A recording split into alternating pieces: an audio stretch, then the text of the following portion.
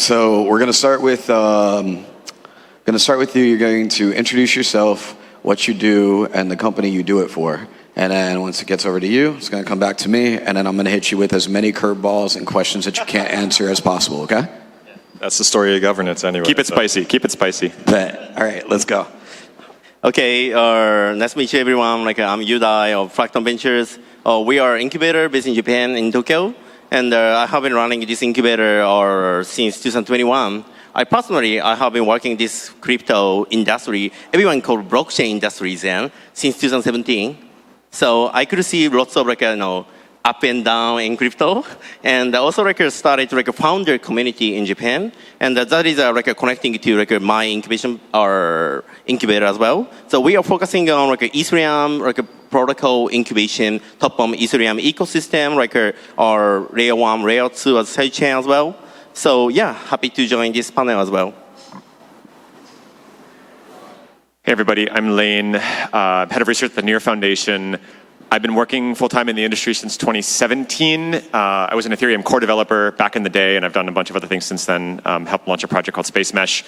I'm focused on research, obviously, mostly at the intersection of AI and governance right now. I'm also in the process of building a DAO called House of Stake to govern to take on the governance of the Near ecosystem. That's my main focus. Hey everyone, I'm Dillon. I guess also been in the space, not as long as Lane, but we've also known each other for a long time. I'm the founder and CEO of a company called Common. So we are a workspace, so you can launch tokens, you can earn them, and you can also, govern existing projects. So everything from DAOs to meme coin and everything in between. So I've seen a lot prior to this. That's an understatement. Yeah. It's funny. We actually announced the precursor to this project in the photo that Lane took there. So that just goes to show that we've been in the space for a long time. So, I mean, just to give the precursor to this, so worked on a project called Edgeware. That was a big experiment in early or middle age on-chain / crypto governance. We launched with a thing called the lock drop. It's pretty boring now, but ended up having, I think, 3% of stake on ETH locked up in a contract, bootstrapping the network, and then totally on-chain governed from there. So lots changed since then. Awesome. Lots of dinosaurs on stage. No, I'm just kidding. And that's great. That photo from Consensus. I was there too.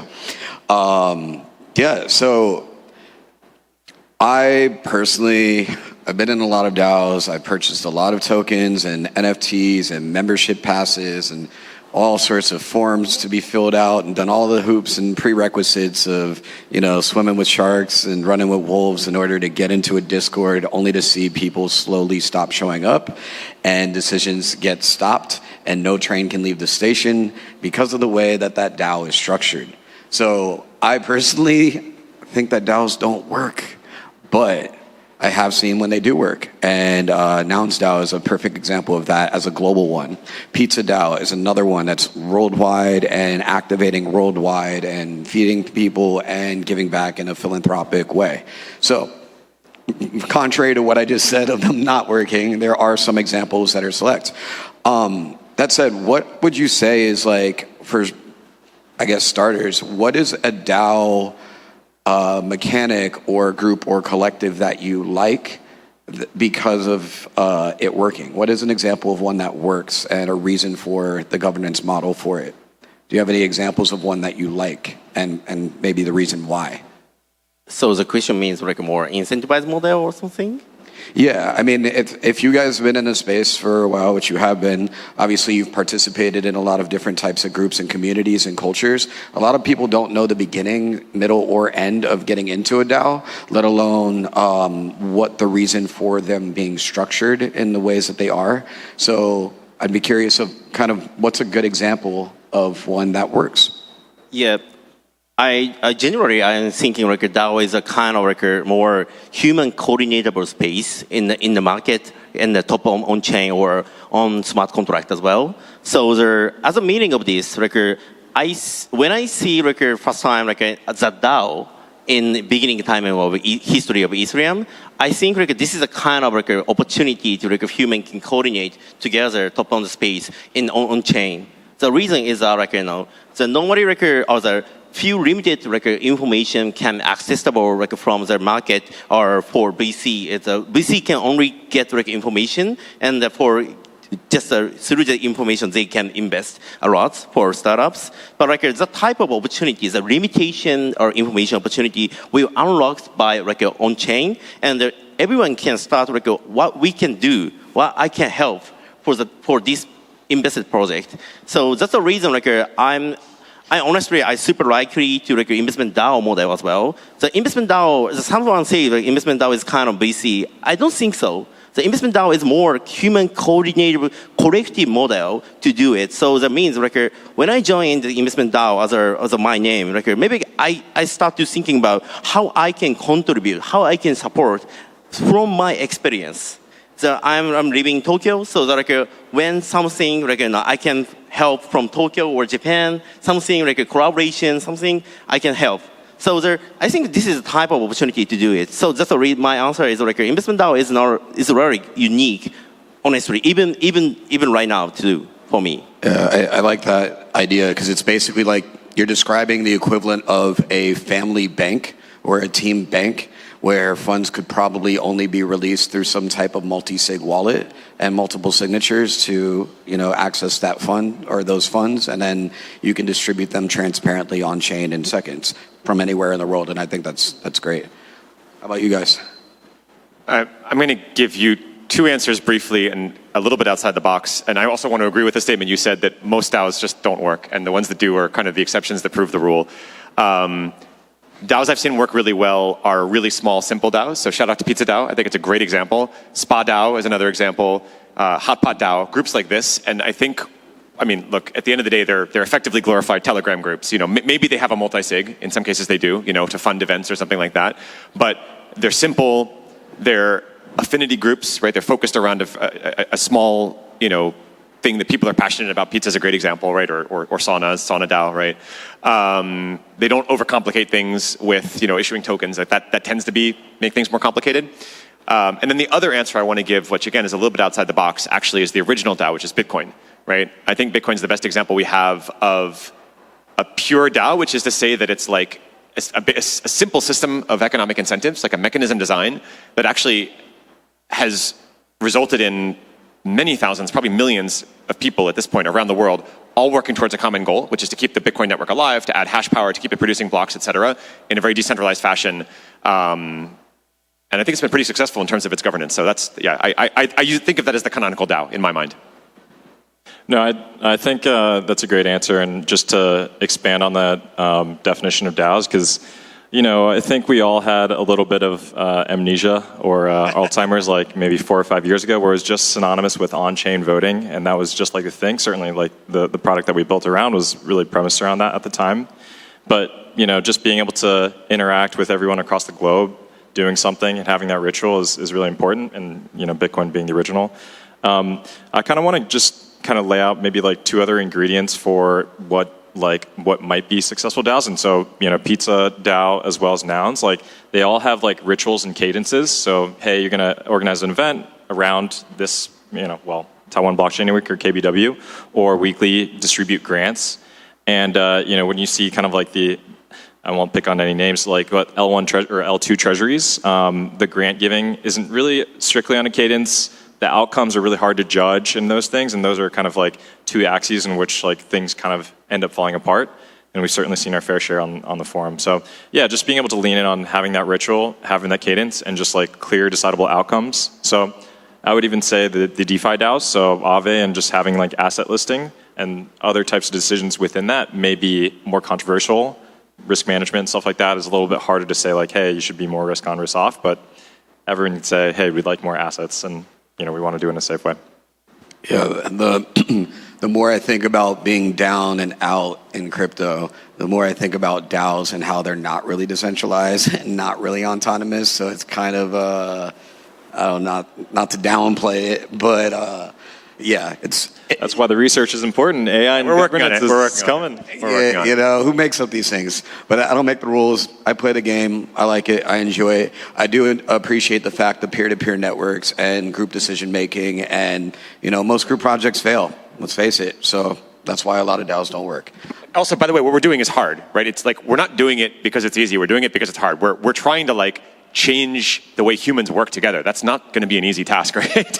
Yeah, I mean, my iteration of it or version of it with New Friendship Tech, the acronym is NFT, but the idea is technology creating new friendships in a world where social media used to bring people closer together, but now pushes us further apart.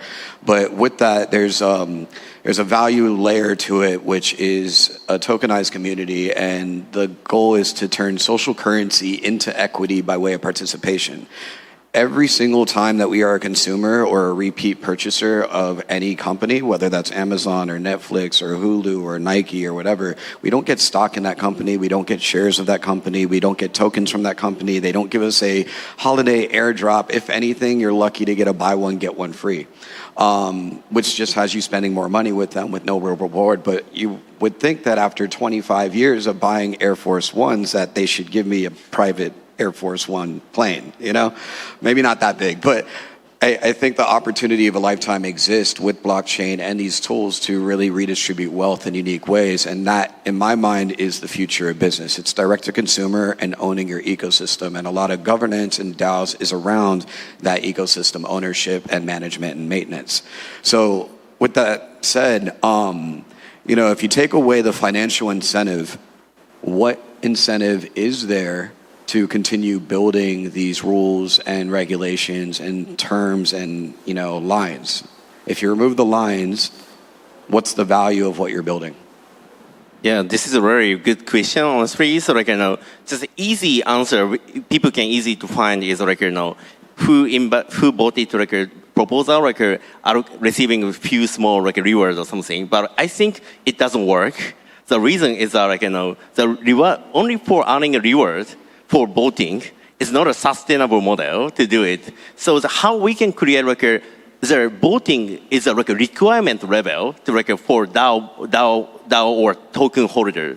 So there kind of one idea is like a BE token model as well. So there are so many like a token like on BE like a CARB CRB or something.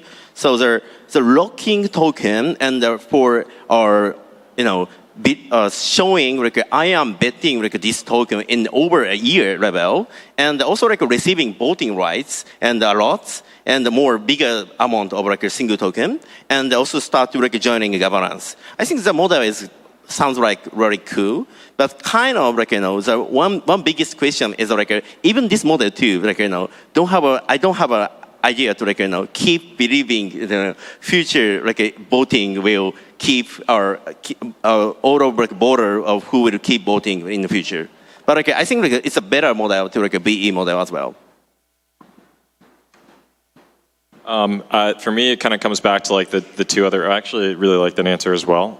Kind of power being another thing that you can get, and the other thing being status, or just like social connection if you want to make it a little bit like hard edged. And those are really like the three different motivations that humans can kind of have, and so they all come in different flavors and different DAOs. Some people live for, I mean, probably you could argue for the worse, for the toxicity and the drama. Every community has a couple of those. We certainly do. Yeah, we don't have to name names here. But and you know, some people, yeah, just, you know, I'll just keep it at that. That was good. That was spicy. Yeah, I think you're right to talk about the different types of motivation. This is something I learned in business school and as an entrepreneur, and I've, you know, kind of seen it happen again and again in this industry and in governance as well. We have to be careful with financial incentives, right? This is true of hiring people at for-profit companies. It's true of DAOs as well. Actually, a stronger motivator for most people than financial compensation is what we call intrinsic motivation, right? So it's like, do you feel a sense of purpose, a sense of meaning, a sense of ownership, a sense of enfranchisement in the thing you're building? They're not mutually exclusive. Obviously, you ideally want both, but I think that, and actually I'm happy you asked this, because this is one of the hottest debates right now in the DAO that we're building, right? Like, should we begin offering compensation for our delegates, our participants, et cetera? And I actually think that should come later. I think we should try to focus on the intrinsic motivation part first, because it's more sustainable. Yeah, I mean, one thing that I kind of lose sleep over is I see how much funding goes into these companies that are here today, gone tomorrow. It's one-page splash pages with vaporware behind the scenes, or maybe even nothing built at all. And Web 2, you typically build a product, you show and prove, you have that MVP, and then you go and get funding. In Web 3, we have this level of entitlement where we go and get the money first, and then if we feel like working after getting $33 million in, we might build something and or not. And it's ridiculous. And I think there's a level of accountability that does come with the governance side of things, and I do think that's a powerful puzzle piece for it all. But the intrinsic and inherent value too, yeah, you got to do what you love. And with the world getting smaller every day and AI really shrinking a lot of different job markets and sectors, it's going to be very important for people to find things that they are passionate about and to be building with intentionality through and through as we get our food eaten and delivered to us by robots, right? But I think for the time being, with that said, like, if governance and rules and regulation and these boxes are placed on us, that's going to dictate behavior. And I think the narrative and stigmas that are everywhere in the space really just highlight that you can get compensated regardless of your behavior. Do you think that as a whole, like, an Ethereum Foundation or Solana Foundation or any of these blockchains themselves should be enforcing some types of credit system or some type of, blocking of privilege and opportunity because you have to earn your keep? Do you think that there should be some type of tiered system for people to access the rewards? What kind of, are we talking about financial rewards, or what kind of rewards are we talking about? That's the only rewards that we get in the space outside of feeling good after we complete a project. Warm fuzzies. I think it already happens in a more soft or tacit way. It's like, are you in the room? Maybe. Are you in the Discord? Are you in the Telegram group? And whether small or large, it kind of happens. So, and certainly foundations play a large role, whether it's granting access or withholding access to different things. So. Yeah, just happens in practice, I would say. Yeah, I mean, everybody doing their part, basically, right? With that, I want to go into identity, right? So we're seeing decentralized IDs popping up left and right.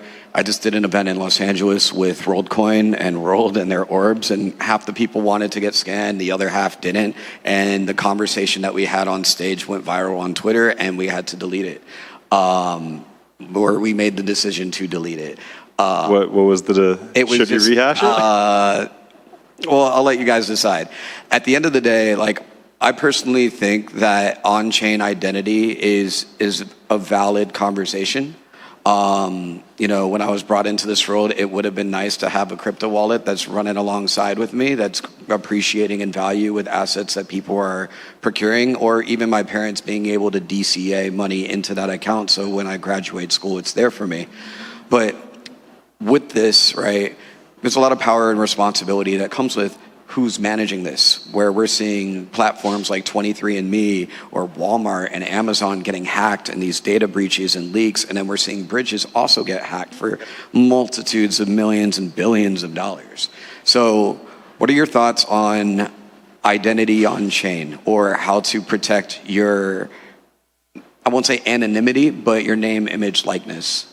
And this can go to any of you. Yeah, so I'm also like a more privacy maxi people, honestly. Yeah, we love privacy. So, but also privacy can keep, or we can keep protecting privacy with my information, and with technology means as a ZK or something, I can hide my information, real information, and someone can verify what I write. So I think this is a really good conversation balance between keep hiding our actual profile, and also someone can verify for using something like a KYC or something.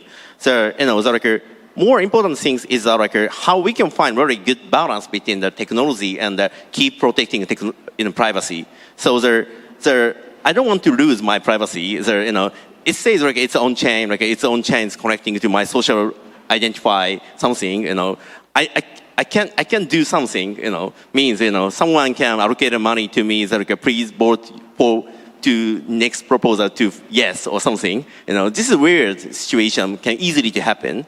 So like, we have to keep protecting like my privacy, our privacy, and also like also maybe there is a really good solution in the market using a ZK or something.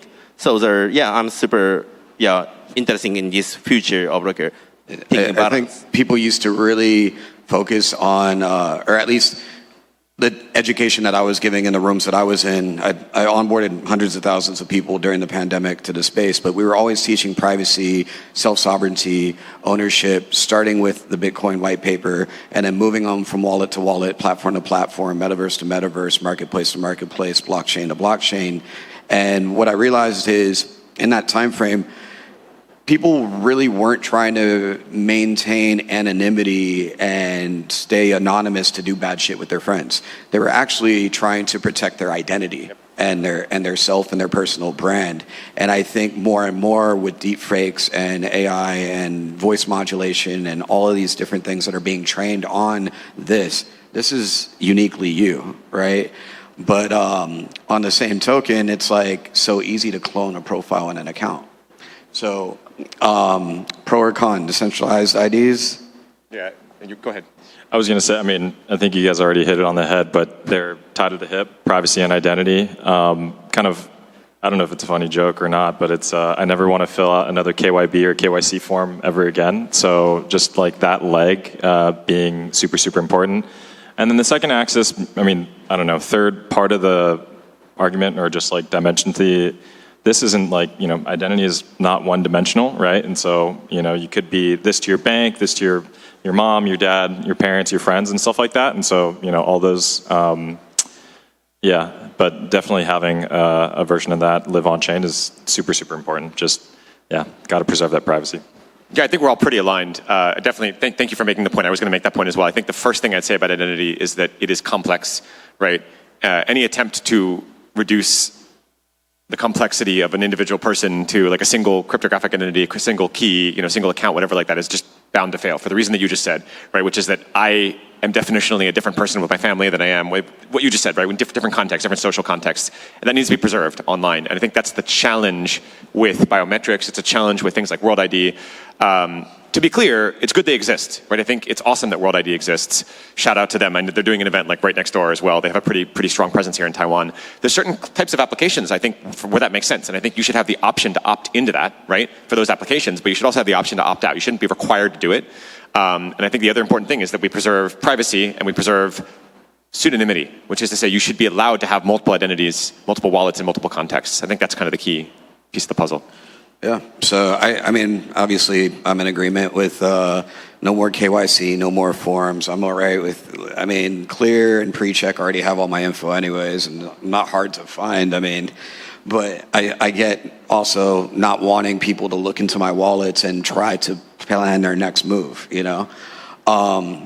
So with that, what are some tools that each of you use, maybe like 2 or 3 tools that can help people understand or participate with governance? Is there a suggested, or maybe even in structuring, like Lane, you're putting together a DAO, so I'm sure you're having to use different tools. What are like 2 or 3 that you could recommend or refer people to that want to learn? I'll give a quick shout out to Agora. We're working closely with them to build out our governance front end. There's, obviously other folks in the space. Tally's another one that comes to mind. Aragon as well. I think they all have like really exciting projects, great teams, great technologies. Agora's done a really good job in our case of helping us build out a front end and make it super user friendly and adapt it to near technology, which is a bit different than EVM, what people are usually used to. That comes to mind. I think the honest answer for me is really AI. So this may be unique to Near, I'm not sure, right? But Near is really at the end of the day an AI project. And we're building in-house and also with a number of partners, really exciting AI tooling. I could easily spend an hour talking about it, but I guess kind of the 30-second version is that it's kind of sense making, right? It can be very difficult in DAOs and in governance because you have, as a participant, as a leader, as a decision maker, you have people coming at you constantly with information. All of our social channels are exploding, our Telegram groups are exploding, et cetera. So the really low-hanging fruit, the really easy use case for AI that we've already built and we already see working is what we call sense making, right, where we can have a bot listening in these channels and just give me a summary. Take the temperature of the room, right? What are people feeling? What are people thinking? What are the 10 most important issues? That's a really powerful thing that I think makes governance much more participatory. Any other? You want to go for tools first? Sure. So I guess this is a little plug for Common. So we are a forum first and foremost. So just being able to have another place that you can have a system of record and be able to chat and just like see everything is super important and persistent. And actually, the thing that I was going to say is really echo Lane. I mean, is the AI tooling, and so a lot of experimentation also internally. I think maybe the one, beyond the summarization is also the expansion. Yep. And so is like, how will these set of stakeholders react to what I might say? Is something that I find really interesting, whether it's just even in the Twitter context, but certainly when it's longer form, just to have a synthetic kind of like AI board. And so those are two things that I think are very interesting. There also like my interesting solution and in DAO in space is maybe like X23 or something. Yeah, so this is powered by AI, is curating or what type of topic people are discussing right now and summarizing a topic and or delivers all of people through this email or through this Telegram chat as well. So no one don't have a time to fully time checking every forum, every reply on it, and there is a lot of behind of information, right? So why they are saying so? So couldn't understand this point as well normally. So so powered by AI is really really helpful to easily to understand what type of topic right now is DAO in discussing right now. Is that there is a good chance to I can join in this conversation or not? Is there through this a summarization? I was just going to give one additional answer because I don't know. We all said AI, so.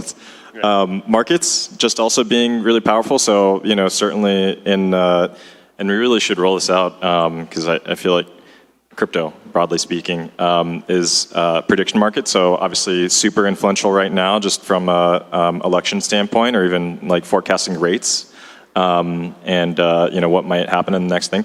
So that as another axis for instant summarization, instant temperature checking, where folks have skin in the game. And so actually, I think both things could meet in the middle. Yeah, I think prediction markets and all this data and all this information and the way that we access it has never, ever occurred before. And I think a lot of people also don't realize, we are no longer prohibited by technology. You can iterate at the speed of thought. So you think it, you produce it. But the dangerous part of that is when people lean solely on it, they are basically perpetuating a no context, no culture end result. And so people just skipping to the end, it's like, I read the cover, read the back, I just finished this book, I think for the future of things, that's probably going to be pretty unhealthy, and people are going to need to unlearn these bad habits that they take on because of leaning on tools predominantly like AI. So all that said, you guys have been in this space for a while. You've seen bulls and bears and sharks and hawks and everything in between. That's every right. single type of market condition possible outside of hell on earth. What's the alpha for the next? No, I'm just kidding. Token show. What's one piece of advice or information that you would give to somebody that might be struggling right now in this space because they've crashed out, they over leveraged, they bet too much on the wrong shit coin or meme coin or NFT project, they followed founders off a cliff and they invested in a project that never took flight? What's a good takeaway or piece of advice that you could leave people with that would help them have some hope and optimism and faith that this space isn't just smoke and mirrors? I'll go by time scales. Is number one, definitely touch grass first. That's just gotta make sure you stay grounded, literally, and because there's such a wild world out there. Second, this is also another cliche, but the real alpha is the friends we met along the way, and I think that's true. Being able to sit up here with Lane, is another thing. But at the end of the day, I think once those two things happen, is everyone kind of always inevitably finds their way back. There's always that seed that I think has brought all of us together in this room, as cheesy as that sounds. And there's always a thing, but maybe just with a little bit more risk params adjusted on that. Keep your friends close. I would say two things. I would say number one, we've literally all been there before. Like anyone who's been in this space more than one market cycle, as you were giving your whole list of mistakes, I was ticking them off in my mind. I was like, been there, done that, check, check, check, check, check. Like followed the founders off the cliff, went broke. Like it all happens to all of us, the best of us, right? That's the first point I would make. Wait, so, isn't everybody in crypto rich? I mean, there's 3 McLarens outside. I know you got a Lambo. Going on your yacht afterwards, right? yeah. I like your necklace, by the way, on that note. I'm JPEG rich too, but it doesn't always. Oh yeah, that's right. Okay, so that's point number one. You're in good company. Point number two, Bitcoiners like to talk a lot about long time preference. That would be my number one piece of advice to anyone who's kind of new in the space. I think probably the 4-year market cycle kind of narrative is dying. I think probably we're kind of getting out of that Bitcoin halvening cycle. I think we are in some kind of a super cycle or something, so it doesn't have to be 4 years exactly, but I still think it's a good baseline. I think you need to be thinking in chunks of time that are on the order of 4, 5, 6 years. It's not a get rich quick situation anymore. I mean, of course, people always get lucky. There's always exceptions. You have survivorship bias, et cetera.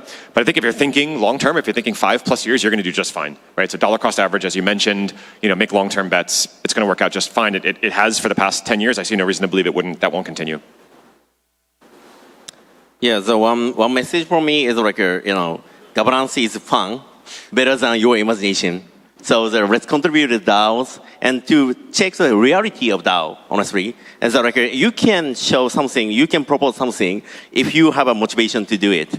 Because we can control for the DAO. So each of DAO token holder can contribute and control the DAO. So that's the reason that DAO has created governance token. It's called governance. It's not a shitcoin. It's a real governance token. So we have to do more governance. This is my message. Yeah, I mean, I tell people when you're building on blockchain, think about you're building in perpetuity. And what does your legacy look like? You're a legacy brand past age 25. The legacy business is 25 years old. So what does your legacy look like in your 60s, 70s, 80s, where you're going to be confident, comfortable, and happy with what you've produced? And if a portion of that is published on chain and it's immutable and it's accessible by everyone all over the world, you should be proud of that work that you leave behind, whether that's your coding, engineering, programming, you're a designer, you're a community builder, and that's the beauty of this space too. You don't need to be some multi-degree MBA student from an Ivy League school in order to find success in it. I dropped out of high school at 16 and I'm speaking at a ton of top colleges worldwide. And, also speaking in C-suites of Fortune 100s and just living proof. At the end of the day, where there's opportunity, there will be opportunists though. So you also have to keep your guard up, not get starstruck. Don't follow the influencers and KOLs and do your research, DYOR. Do your own research with every project, everywhere, all the time. So, great advice. Yeah. Great advice. Thank you. I try. If you have one thing that you would tell your prior self, that you wish you didn't do or did better, one or the other. Buy more Bitcoin. That's the obvious. I mean, sorry, it's the obvious answer. I'll come up with another one. Too many battle scars, it hurts too much. Were you in FTX? Were you in Lunar? Were you in 3 Arrows? Story? Am I bringing PTSD to life yet? I mean, me personally, and this is another good takeaway. Don't build castles on other people's sand, and don't set yourself on fire to keep other people warm. I've set myself on fire keeping other people warm because I'm by nature a generous individual and I like to give. But when you're giving to everybody else, eventually when you turn around, there's nothing left for you.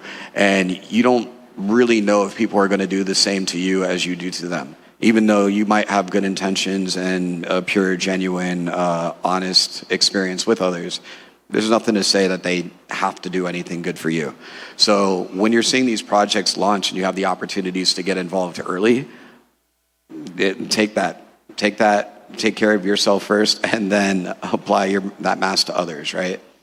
So that's what I would say. Anything else?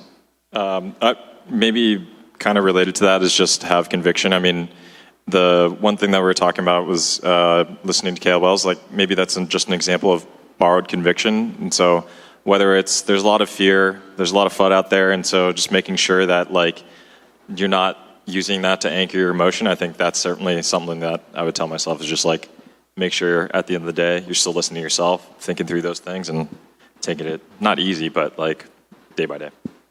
The worst conviction that you can have is in projects that go crazy, and you're just like, oh, I gave up, I lost faith, I lost hope. I helped Bored Ape Yacht Club launch during the pandemic, and then a project called Oni Force after that. Then there was a project called Fluff World after that.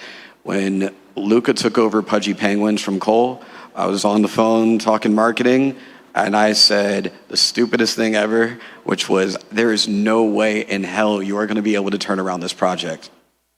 Now it's top-selling collectible toy in the world. It's in Amazon and Walmart, and their tokens going crazy, and they have a venture arm, and.